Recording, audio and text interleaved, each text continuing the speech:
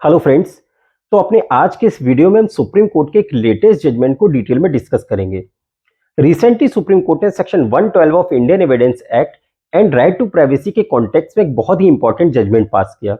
हालांकि इस सब्जेक्ट पर कोर्ट ने पहले भी कई जजमेंट्स पास किए, लेकिन ये जजमेंट हमारे लिए स्पेशल इसलिए हो जाता है क्योंकि इस जजमेंट में कोर्ट ने न सिर्फ डीएनए टेस्ट की रेलेवेंसी और वैलिडिटी को डिसाइड किया, बल्कि किन सिचुएशंस में डीएनए टेस्ट के लिए अलाउ किया जाना चाहिए by the court of law to decide the question of paternity of any child. इसको लेकर भी कुछ स्पेसिफिक गाइडलाइंस इशू की और इसके साथ ही साथ इस पॉइंट पर कुछ इंपॉर्टेंट कंसर्न्स भी रेज किए। तो इसलिए ये जजमेंट हमारे लिए ना सिर्फ एकेडमिकली बल्कि प्रैक्टिस पॉइंट ऑफ व्यू से यानी कि प्रोफेशनली भी बहुत इंपॉर्टेंट हो जाता है। हम सभी लोग जानते हैं कि डीएनए टेस्ट जो है वो एक मॉडर्न साइंटिफिक टेक्निक है to resolve the controversy of paternity, लेकिन इसके कई सारे सोसाइटल इंपैक्ट्स भी होते हैं क्योंकि पैटर्निटी का जो क्वेश्चन है यानी कि लेजिटिमेसी ऑफ एनी चाइल्ड, वो केवल एक साइंटिफिक क्वेश्चन नहीं है बल्कि ये एक सोशल क्वेश्चन भी है और ये एक बहुत बड़ा सोशल कॉज भी है। तो इसलिए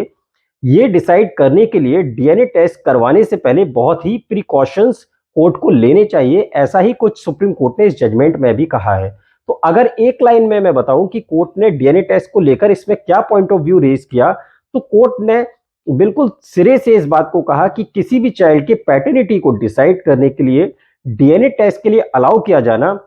ये उस चाइल्ड के राइट टू प्राइवेसी का वायलेशन है, यानी कि ये उस चाइल्ड के राइट टू प्राइवेसी का सीधे सीधे उल्लंघन होता है क्योंकि किसी भी चाइल्ड का ये फंडामेंटल राइट है कि उसकी लेजिटिमेसी को प्राइवलेसली किसी भी कोर्ट ऑफ लॉ में चैलेंज नहीं किया जाना चाहिए, क्योंकि राइट टू प्राइवेसी के लिए यानी कि जो उसका लेजिटिमेसी का जो क्वेश्चन है वो उसका एक राइट टू प्राइवेसी का बहुत ही एसेंशियल एट्रीब्यूट होता है। हम सभी लोग जानते हैं कि अगर किसी भी चाइल्ड की लेजिटिमेसी को अगर सस्पिशियस बना दिया जाता है यानी कि उसके ऊपर एक बास्टर्डी का लेवल लगा दिया जाता है, नॉट ओनली लेवल, अगर उसको सिंपली एक डाउटफुल भी बना दिया जाता है उसकी पैटर्निटी को यानी कि उसकी लेजिटिमेसी को, तो ऐसे चाइल्ड कंप्लीटली सोसाइटी के मेन स्ट्रीम से कट जाते हैं। और ऐसे चिल्ड्रन जो सोसाइटी के मेन स्ट्रीम से कट जाते हैं तो फिर वो एक बहुत ही फ्रस्ट्रेट लाइफ जीते हैं। और ऐसी सिचुएशन में ऐसे बच्चों से हम ये उम्मीद बिल्कुल भी नहीं कर सकते कि वो आगे चल के भविष्य में साइंटिस्ट बनेंगे या डॉक्टर्स बनेंगे या इंजीनियर्स बनेंगे, क्योंकि ऐसे बच्चे बहुत ही वल्नरेबल सिचुएशन में होते हैं। तो उनका मिसयूज होने का जो चांस है वो बहुत ही ज्यादा हाई हो जाता है, यानी कि ऐसे बच्चों की भविष्य में क्राइम की तरफ अट्रैक्ट होने की प्रोबेबिलिटी जो होती है वो सबसे ज्यादा हाई होती है, क्योंकि जो बच्चा बचपन से फ्रस्ट्रेट है, जिसको टेक केयर करने वाला कोई नहीं है, देखने वाला कोई नहीं है और सोसाइटी भी जिसके ऊपर हंसती है कि वो legitimate child of his parents ही नहीं है, तो ऐसा बच्चा जो है फिर वो क्रिमिनल माइंडसेट का हो जाता है, यानी कि सोसाइटी के अगेंस्ट में एक तरीके से उसके मन में गुस्सा भरा होता है, एक फ्रस्ट्रेशन भरा होता है। तो ऐसा बच्चा एक नॉर्मल लाइफ नहीं जी पाता बल्कि वो फिर एक क्रिमिनल बनता है आगे चल के, और वो पूरी सोसाइटी के लिए एक बहुत ही बड़ा थ्रेट होता है, यानी कि एक पूरी सोसाइटी के लिए एक बहुत बड़ा रिस्क एक तैयार करता है किसी भी बच्चे की लेजिटिमेसी का क्वेश्चन। तो इसलिए इस क्वेश्चन को डिसाइड करते टाइम कोर्ट को बहुत ही सेंसिटिव होना चाहिए। ऐसे ही कुछ कंसर्न्स कोर्ट ने इस जजमेंट में रेज किए। तो अब इस जजमेंट को डिटेल में डिस्कस करने से पहले, यानी कि इस जजमेंट में जो गाइडलाइंस कोर्ट ने डीएनए टेस्ट को अलाउ किए जाने के लिए इशू की है, उनको डिटेल में डिस्कस करने से पहले सबसे पहले हम बात करते हैं about the title of case. क्योंकि नॉर्मली क्या होता है कि हमें किसी भी केस के फैक्ट्स पता होते हैं, हमें उस केस का जो लॉ पॉइंट है वो पता होता है, लेकिन हम अक्सर उसके टाइटल को याद नहीं रख पाते। तो अगर हम बात करते हैं इसके टाइटल की, तो इस केस का टाइटल है परना अजिंक्य फिरोदिया वर्सेस अजिंक्य अरुण फिरोदिया, जिसको सुप्रीम कोर्ट के justice V Rama Subramanian and B V Nagarathna की बेंच ने डिसाइड किया। अब अगर हम बात करें इसके ब्रीफ फैक्ट्स की, तो ये केस अराइज हुआ था फ्रॉम द एक divorce petition in family court of Mumbai. Mumbai की एक फैमिली कोर्ट में एक कपल के बीच में डाइवोर्स की पिटीशन पेंडिंग थी, जिसमें कि हस्बैंड ने बच्चे की पैटर्निटी को लेकर कुछ डाउट्स रेज किए, कुछ क्वेश्चंस रेज किए। तो कोर्ट ने क्या किया कि उस हस्बैंड की एप्लीकेशन पर उस बच्चे के डीएनए टेस्ट के लिए अलाउ कर दिया। उसके बाद जब इसको हाई कोर्ट में भी चैलेंज किया गया तो हाई कोर्ट ने भी उस लोअर कोर्ट के ऑर्डर को यानी कि फैमिली कोर्ट के ऑर्डर को कंटिन्यू रखा, उसमें कोई चेंज नहीं किया। उसके बाद जब इसको सुप्रीम कोर्ट में चैलेंज किया गया तो तब सुप्रीम कोर्ट ने डिटेल में इस पूरे केस को डिस्कस किया और इसमें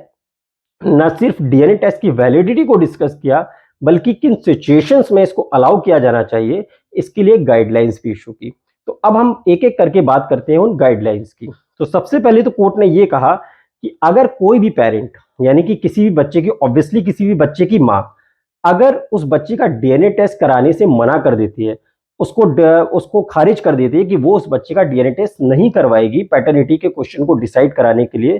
तो इसका मतलब ये नहीं है कि automatically under section 114 of Indian evidence act उसमें एक एडवर्स इन्फरेंस ड्रॉ किया जाए, यानी कि फिर उस बच्चे को इलेजिटिमेट ही प्रिज्यूम कर लिया जाए, इस वजह से क्योंकि उसकी मां ने उस बच्चे का डीएनए टेस्ट करवाने से मना कर दिया या उस एप्लीकेशन को कोर्ट में एक तरीके से चैलेंज किया। क्योंकि नॉर्मली यही होता है कि हम लोगों के मन में एक प्रदम्पशन क्रिएट हो जाता है कि अगर कोई आदमी किसी चीज से पीछे हटता है या उससे दूर भागता है, तो हमें लगता है कि इसका मतलब इसके अंदर कोई डाउट है, यानी कि ये कहीं ना कहीं इस मामले में दोषी है। तो कोर्ट ने कहा कि ऐसा कोई भी प्रदम्पशन ड्रॉ नहीं किया जाना चाहिए, यानी कि कोई भी एडवर्स इन्फ्रेंस जो है केवल इस बेसिस पे ड्रॉ नहीं की जानी चाहिए कि उसकी मां ने उस बच्चे का डीएनए टेस्ट करवाने से मना कर दिया। अब डीएनए टेस्ट के लिए कब अलाउ किया जाना चाहिए, तो इस क्वेश्चन पर सबसे पहले तो कोर्ट ने कहा कि किसी भी माइनर चाइल्ड का डीएनए टेस्ट एक रूटीन मैनर में ऑर्डर नहीं किया जाना चाहिए। यानी कि रूटीन मैनर में करने का मतलब है कि सिंपली किसी भी पेरेंट ने बच्चे की लेजिटिमेसी को लेकर क्वेश्चन रेज किया कोर्ट में, यानी कि उसको चैलेंज किया, और कोर्ट ने तुरंत क्या किया कि ठीक है, इसको डीएनए टेस्ट के थ्रू डिसाइड करवा लेते हैं, क्योंकि ये सबसे ईजी है और मॉडर्न टेक्निक है और बहुत ही कंक्लूसिव है। तो डायरेक्टली जैसे ही डाउट रेज हुआ तो तुरंत डीएनए टेस्ट के लिए अलाउ कर दिया। ऐसा नहीं किया जाना चाहिए। हालांकि कोर्ट ने इसमें कहीं भी डीएनए टेस्ट को इररिलेवेंट नहीं माना, इलीगल नहीं माना, यानी कि ये नहीं कहा है कि डीएनए टेस्ट के लिए अलाउ किया ही नहीं जा सकता किसी भी सिचुएशन में, उसको खारिज नहीं किया है, बल्कि कब अलाउ किया जाना चाहिए इसको लेकर कोर्ट ने कुछ important issues, important concerns raise किए, जिसमें सबसे पहले कोर्ट ने कहा कि अगर कोई और mode of proving such assertions नहीं है, यानी कि अगर किसी बच्चे की लेजिटिमेसी को चैलेंज किया गया है और उसकी लेजिटिमेसी को प्रूव करने, सॉरी, इलेजिटिमेसी को प्रूव करने के लिए, यानी कि वो बच्चा उस आदमी का एक लेजिटिमेट चाइल्ड नहीं है, इस बात को प्रूव करने के लिए, इस असर्शन को प्रूव करने के लिए अगर सफिशिएंट मोड्स नहीं है, यानी कि सफिशिएंट जो भी एविडेंस है वो सफिशिएंट नहीं है, और ना उस बच्चे को लेजिटिमेट प्रूव करने के जो एविडेंस है वो सफिशिएंट है वहां पर, अगर ऐसी सिचुएशन आती है तभी डीएनए टेस्ट के लिए अलाउ किया जाना चाहिए, यानी कि एक तरीके से एक्सेप्शनली ही इसको अलाउ किया जाना चाहिए। उसके आगे कोर्ट ने कहा कि अगर सफिशिएंट प्राइमा फेसाई मटेरियल नहीं मिलता सेक्शन 112 के जो प्रदम्पशन है उसको डिसलॉज करने के लिए, यानी कि 112 ऑफ इंडियन एविडेंस एक्ट क्या कहता है कि कोई भी बच्चा अगर उसके पेरेंट्स की during the subsistence of marriage अगर पैदा होता है, यानी कि उनकी मैरिज के दौरान पैदा होता है, या मैरिज के डिसॉल्व होने के या उसके फादर की डेथ के विद इन 283 डेज अगर वो बच्चा पैदा होता है, तो उस बच्चे को वैलिड चाइल्ड ही प्रिज्यूम किया जाएगा। तो अगर इस प्रदम्पशन को डिसलॉज करने के लिए सफिशिएंट प्राइमा फेसाई मटेरियल नहीं है, यानी कि अब इस प्रदम्पशन से दूर हटने के लिए, अब इसको डिसलॉज करने के लिए जो सफिशिएंट प्राइमा फेसाई मटेरियल है वो क्या है, वो पहले भी कई जजमेंट्स में कोर्ट ने कहा और इस सेक्शन में भी कहा गया है कि इसके लिए जो सबसे इंपॉर्टेंट फैक्टर है वो है नॉन एक्सेसिबिलिटी ऑफ पेरेंट्स, यानी कि उस बच्चे के जो पेरेंट्स थे वो उसके कंसीवमेंट के ड्यूरेशन में एक दूसरे को एक्सेस नहीं कर सकते थे। ये अगर प्रूव हो जाता है तभी इस प्रदम्पशन को, जो सेक्शन 112 में जो प्रदम्पशन दिया गया है about the paternity of that child, तभी इस प्रदम्पशन को डिसलॉज किया जा सकता है, यानी कि तभी ये माना जा सकता है कि ये बच्चा इलेजिटिमेट था। अब नॉन एक्सेसिबिलिटी को कैसे प्रूव किया जाता है, तो इसके लिए बहुत सारे एविडेंसेस हो सकते हैं। जैसे सबसे पहले कि मान के चलिए कि अगर वो पेरेंट्स, यानी कि वो कपल जो है एक दूसरे से दूर थे, यानी कि सपोज कीजिए कि जो हस्बैंड था वो फॉरेन में था और वो उस पूरे ड्यूरेशन में इंडिया आया ही नहीं है, तो ये एक बहुत ही कंक्लूसिव एविडेंस हो जाता है। या फिर हस्बैंड जेल में था, अब जेल में तो वो जितने दिन था उसका पूरा रिकॉर्ड होता है, तो जेल उस पूरे ड्यूरेशन में जब वो बच्चा कंसीव हुआ तो वो उसका फादर जेल में था, तो उसके पेरेंट्स के बीच में एक्सेसिबिलिटी नहीं थी, ये फैक्ट यहां से प्रूव हो सकता है। तो इस तरीके से कई सारे एविडेंस हो सकते हैं जो नॉन एक्सेसिबिलिटी को प्रूव कर सकते हैं। तो अगर जो भी मटेरियल दिया गया, जो भी मटेरियल ऑन रिकॉर्ड दिया गया नॉन एक्सेसिबिलिटी को प्रूव करने के लिए, इस असर्शन को प्रूव करने के लिए, अगर वो सफिशिएंट नहीं है, यानी कि इसको प्रूव करने के लिए भी और डिस्प्रूव करने के लिए भी, केवल प्रूव करने के लिए नहीं बल्कि इसको डिस्प्रूव करने के लिए भी अगर जो मटेरियल दिया गया है वो सफिशिएंट नहीं है, उससे ये पूरे तरीके से इन्फ्रेंस ड्रॉ नहीं किया जा सकता, केवल इसी सिचुएशन में ही डीएनए टेस्ट के लिए अलाउ किया जा सकता है। यानी कि ये एक तरीके से रेयरेस्ट ऑफ रेयर सिचुएशन है, रूटीन मैनर में नहीं है कि ठीक है डायरेक्टली कोई भी आदमी आके कोर्ट में कहे कि मैं इस बीच में अपनी वाइफ से पूरी तरह से दूर था, हमारे बीच में कोई एक्सेसिबिलिटी नहीं थी, और इसके सिंपल कोई एविडेंस वो दे। जैसे कि सपोज कीजिए कि वो कहे कि मैं मेरी वाइफ बिहार के किसी गांव में रहती थी और मैं इस पूरे टाइम में जो है बेंगलोर में जॉब कर रहा था, तो उस बीच में मुझे छुट्टियां नहीं मिली, मैं डेली ऑफिस जाता था, मैं अपने गांव पे विजिट नहीं कर पाया था। तो ये सफिशिएंट प्रूफ नहीं है, यानी कि केवल इस बेसिस पे डीएनए के लिए अलाउ नहीं किया जा सकता। अपार्ट फ्रॉम दैट भी अगर वो कुछ एविडेंस देता है और उससे लगता है कि नहीं अभी भी ये नॉन एक्सेसिबिलिटी को प्रूव कर पाना इससे बहुत मुश्किल है, तभी रेयरेस्ट ऑफ रेयर सिचुएशन में डीएनए के लिए कोर्ट अलाउ कर सकता है। उसके अलावा कोर्ट ने यह भी कहा कि मैकेनिकली केवल डीएनए टेस्ट के लिए अलाउ किया जाना ये कंप्लीटली अनजस्टिफाइड है, यानी कि ये जस्टिफाई नहीं हो सकता, और वो भी स्पेशली इसलिए कि उसके पेरेंट ने, किसी भी एक पेरेंट ने उसकी लेजिटिमेसी को कोर्ट में चैलेंज किया है, यानी कि उसको डाउट डाउट उस पर रेज किया है, सिर्फ इसलिए उस डाउट को सेटिस्फाई करने के लिए, उस डाउट को दूर करने के लिए मैकेनिकल मैनर में डीएनए टेस्ट को अलाउ नहीं किया जाना चाहिए।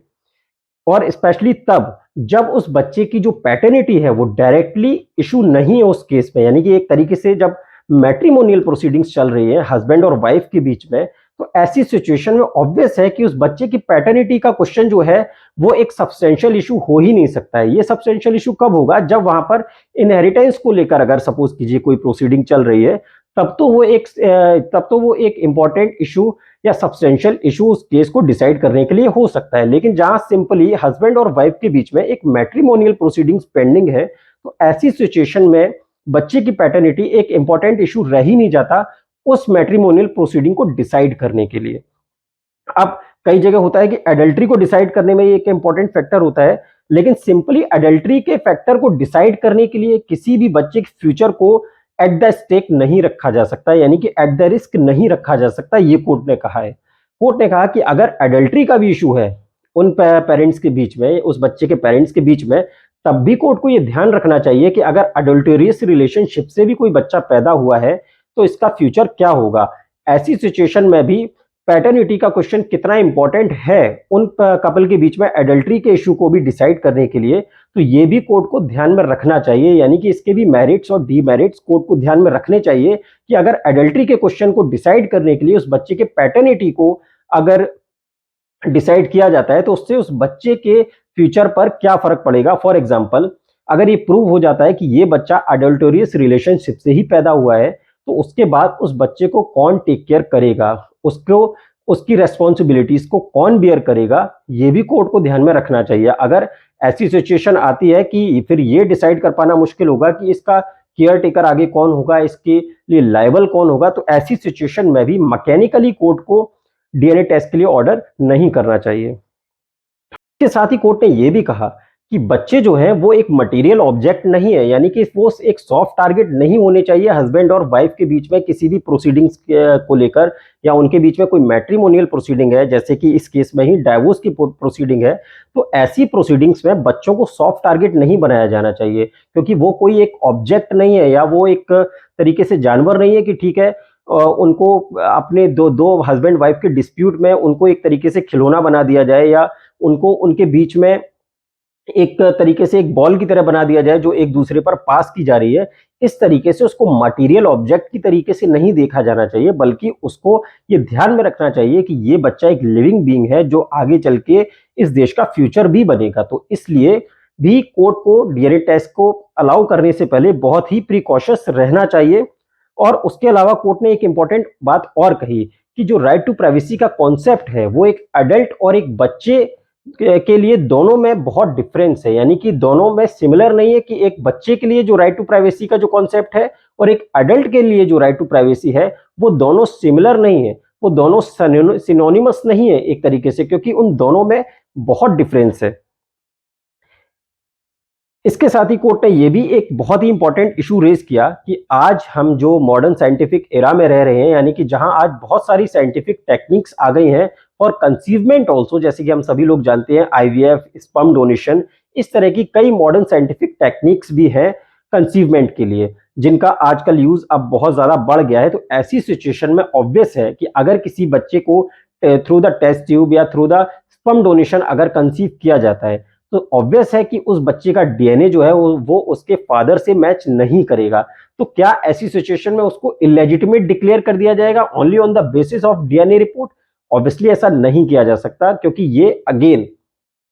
उस बच्चे के फ्यूचर के लिए और होल सोसाइटी के लिए एक बहुत ही रिस्कफुल मैटर हो जाएगा। तो ऐसी सिचुएशन में कोर्ट को ये भी पॉइंट ध्यान में रखना चाहिए और इसलिए भी कोर्ट को डीएनए टेस्ट के लिए ऑर्डर करने में किसी भी तरीके की जल्दबाजी से बचना चाहिए। और उसके अलावा कोर्ट ने एट लास्ट ये कहा कि सिर्फ इसलिए कि किसी भी एक पर्सन को डाउट है बच्चे की पैटर्निटी को लेकर, उसकी लेजिटिमेसी को लेकर, तो केवल उस डाउट को रिजॉल्व करने के लिए, उस इशू को रिजॉल्व करने के लिए डीएनए टेस्ट डायरेक्टली अलाउ कर दिया जाए, तो ये कंप्लीटली अनजस्टिफाइड है और कंप्लीटली गलत है। तो यानी कि डीएनए टेस्ट को अलाउ किए जाने से पहले उसमें सारे सोसाइटल फैक्टर्स, उस बच्चे का फ्यूचर, ये सारे क्वेश्चंस को कोर्ट को ध्यान में रखना चाहिए। और स्पेशली तब जबकि वो बच्चे की पैटर्निटी का जो इशू है वो एक तरीके से कोलेटरल टू दैट प्रोसीडिंग है, डायरेक्टली वो उस प्रोसीडिंग का पार्ट नहीं है, यानी कि वो उस प्रोसीडिंग में डायरेक्टली पार्टी ही नहीं है। ऐसी सिचुएशन में कोर्ट को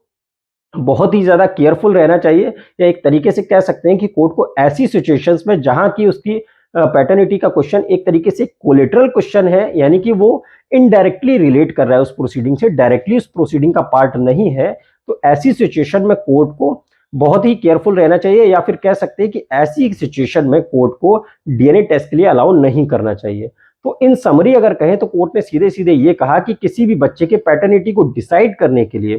केवल रेयरेस्ट ऑफ रेयर सिचुएशंस में, यानी कि एक्सेप्शनल सिचुएशंस में ही डीएनए टेस्ट को अलाउ किया जाना चाहिए। इसको एक रूटीन मैनर में केवल एक एज अ टूल इसको यूज नहीं किया जाना चाहिए, क्योंकि बच्चे जो है वो कोई मटेरियल ऑब्जेक्ट नहीं है, बल्कि वो एक लिविंग बीइंग है और वो इस कंट्री का फ्यूचर भी है। तो उम्मीद करता हूं कि आपको जो जो इश्यूज हमने डिस्कस किए हैं वो समझ में अच्छे से आए होंगे, आपको हमारा वीडियो पसंद आया होगा। और अगर आपको हमारा वीडियो पसंद आया है तो प्लीज इसको लाइक कीजिए, शेयर कीजिए ज्यादा से ज्यादा। अगर कोई भी क्वेरीज हैं या डाउट्स हैं या कोई सजेशंस है और इसको इम्प्रूव करने के लिए, तो प्लीज इसको कमेंट में जरूर हमें बताएं। Thank you.